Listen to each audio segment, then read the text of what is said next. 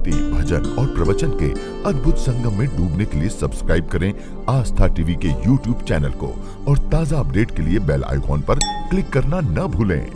बुजुर्गों के, माता पिता के चरण स्पर्श करते हैं। घर में बालकों को शिक्षा दीजिए। वैसे तो यहाँ सारी बालक बड़े संस्कारी, महाराज जा घर में चले जाओ, सबको दंडवत की क्रिया, प्रणाम करने का ढंग, कि जब कोई संत आए तो साष्टांग दंडवत प्रणाम करें। माताओं को साष्टांग नहीं करना चाहिए, माताओं को घुटनों के बल पर करना चाहिए, या ऐसे भी प्रणाम कर सकते हैं। एकदम लेट कर नहीं किया जाता, वो शास्त्र के विरुद्ध होता है। अब कई घरों में जाओ, आप बहुत सारे घरों में जाओ, माता पिता कभी एक दूसरे को प्रणाम करते नहीं, बुजुर्गों को प्रणाम नहीं करते, और कोई संत महात्मा आ जाए, कोई बड़ा आ जाए तो अपने बच्चे से कहेंगे बेटा प्रणाम करो, वो कहता मैं नहीं करूंगा। बहुत बोलते हैं बेटा करो बेटा करो।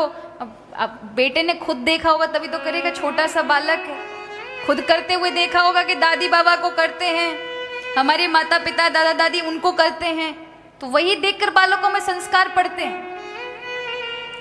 आप राम भगवान के भजन में मग्न रहने वाले लोग हैं, इसलिए बालकों के अंदर राम की भक्ति आ जाएगी। लेकिन जीवन में अगर आपने भगवत भक्ति को, राम नाम को महत्वपूर्णता नहीं दी होगी तो इस पीढ़ी में नहीं आने वाली।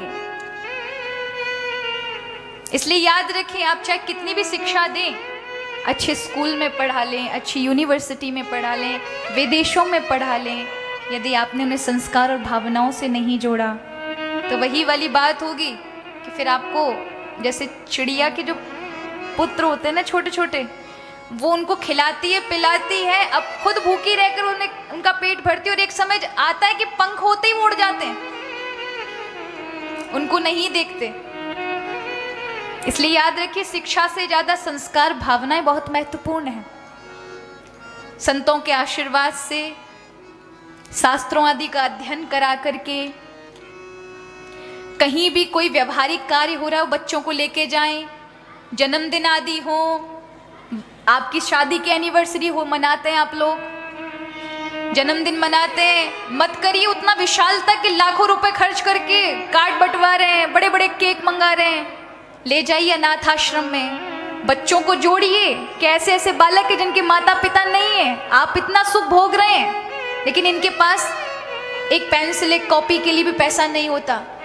जोड़े उन्हें भावनाओं से, वो आपकी सेवा सत्कार करना नहीं छोड़ेंगे।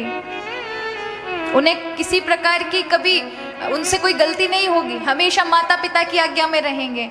लेकिन जिनको आपने भावनाओं से नहीं जोड़ा, अच्छे कार्यों से नहीं जोड़ा, फिर वो अगर मन स्वतंत्रता वाले बन गए तो फिर आप कहते हैं कि हमारा बेटा बिगड़ गया, हमने इतना सब कुछ किया, आपको जो देना चाहिए था वो नहीं दिया आपने।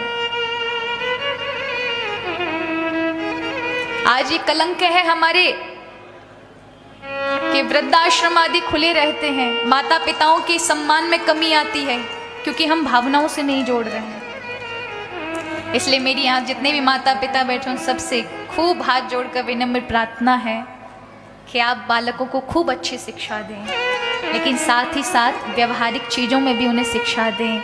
अभी छोटे से उन्हें ये सब चीज़ें दिखाएंगे तो उनके मन में वो छाप पड़ जाएगी।